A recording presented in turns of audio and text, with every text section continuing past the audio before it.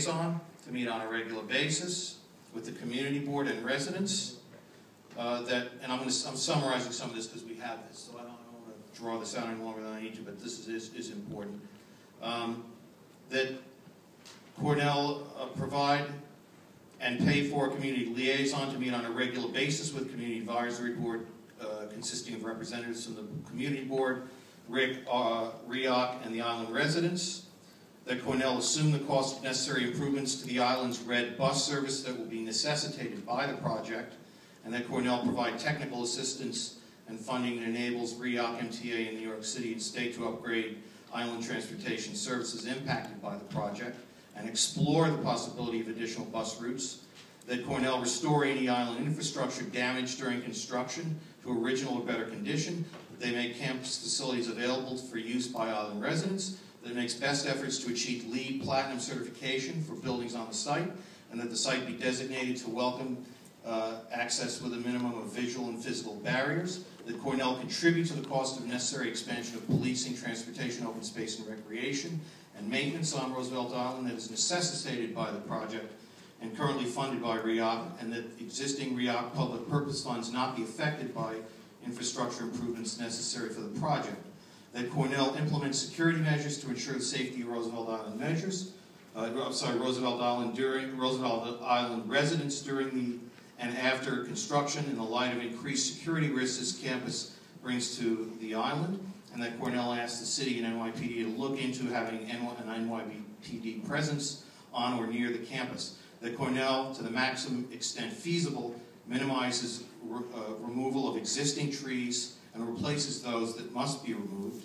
That Cornell work with the island CERT team, Office of Emergency Management, REOC, and REOC's Public Safety Department to develop an effective evacuation plan for the community, and to work with Rick to provide relief to some island residents in the event of other emergencies such as blackouts and excessive heat. That Cornell maintain public access points at South Point Park. That Cornell agreed, as agreed at the task force meeting, study the feasibility of an elevator to the pedestrian walkway to the 59th Street Bridge. That they work with REOC to consider the development of an island ferry dock. That Cornell encourage innovation and use a new technology that converts waste to energy to supplement island-wide power, and Cornell encourage its technology experts to explore options for the steam plant, including the possibility of converting the present steam plant to a gas-fired cogeneration plant, or possibly transforming the plant into a museum of technology, art, and science. That Cornell continues discussions with REOC, RIC, and CBA, and any other necessary agencies about parking. And then there was a list of agreements that actually you have attached, which I will not read, but this is agreements made by Cornell that they stipulated in the meetings. So that basically covers the the issues that were important community issues. Okay, so we have hands, and we're going to start over here with Scott. I can't vote for this version of a resolution. I'll tell you why. I support the project 100%, and I'm with Cornell on what I think is wrong with this resolution, and that is the parking issue. We had a letter sent to us in which Cornell asked for flexibility rather than a parking minimum. They asked for the ability to build up to 500 spaces, but potentially less, because they felt that they did not want to encourage traffic, and they did not want to encourage people to bring cars, not only on down, but all the way down to the campus. That to the extent possible, if parking is necessary, they'd like to use available capacity at motorcade, to the extent that they're not offering too many spaces that will discourage people from using cars in lieu of alternate methods of getting to the campus. And so what this resolution does, it puts a minimum of 350, but not a maximum of 350 for phase one, and an exact number of 500 at the end of the project, is to remove all flexibility, all wisdom gained as the process goes on. And I literally will vote against the entire resolution because of that, and then hope that if the resolution doesn't pass, that we can go forward an alternate version of the project. Okay, Barbara, and then Michelle. Okay, I agree with Scott on the traffic. What else really bothers me so much I agree with Scott on the traffic issue.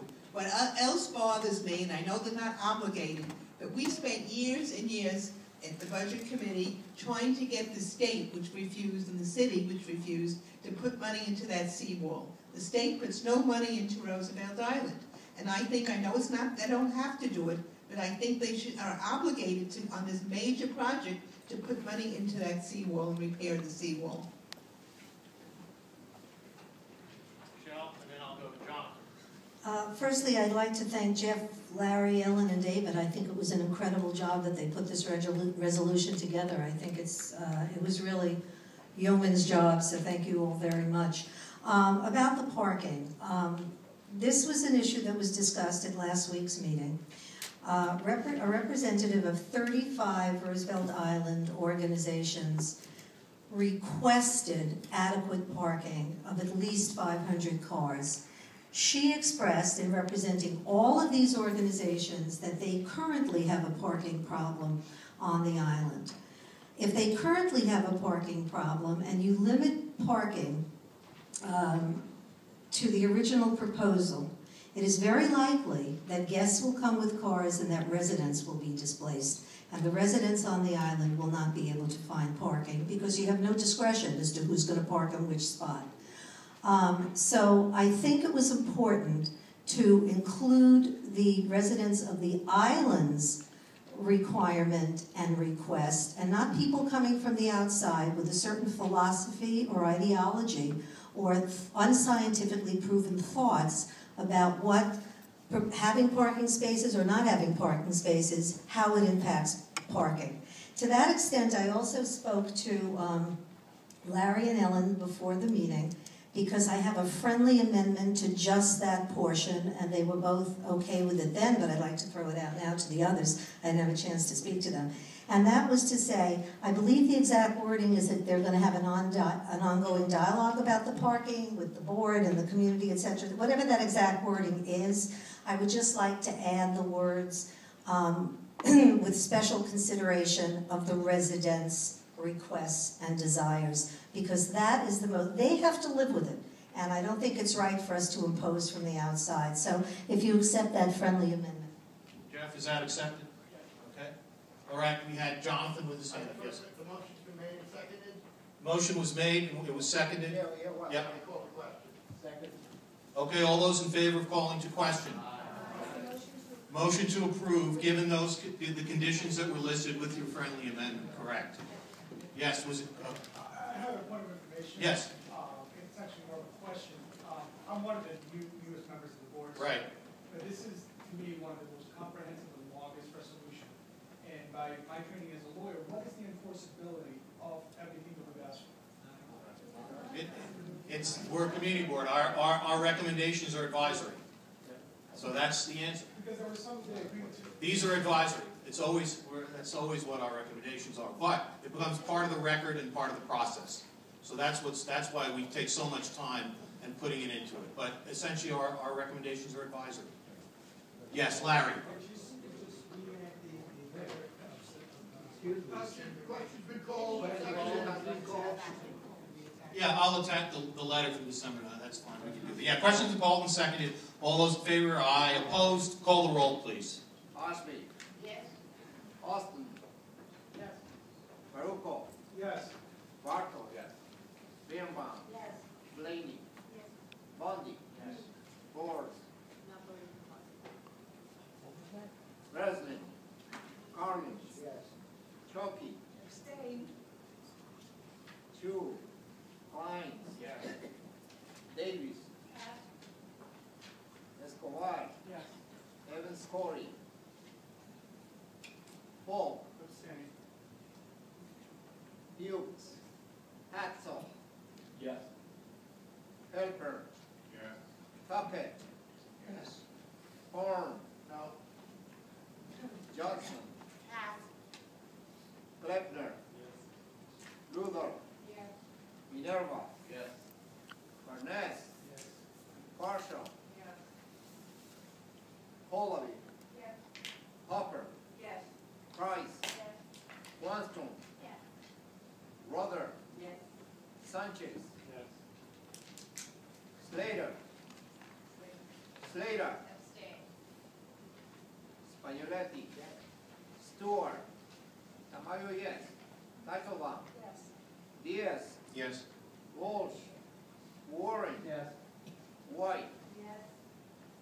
Davis. Yes. Johnson. Yes.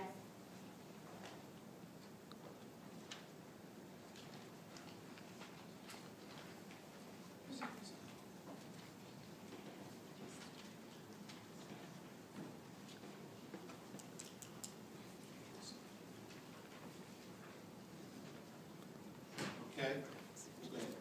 Thank you. Okay, we're going to,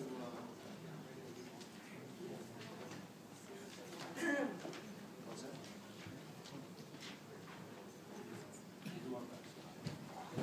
Okay, I'll read the vote, and the vote, this is the approval with all the conditions, 32 yes, 1 no, 3 abstentions, and 1 not voting for cause. The motion passes.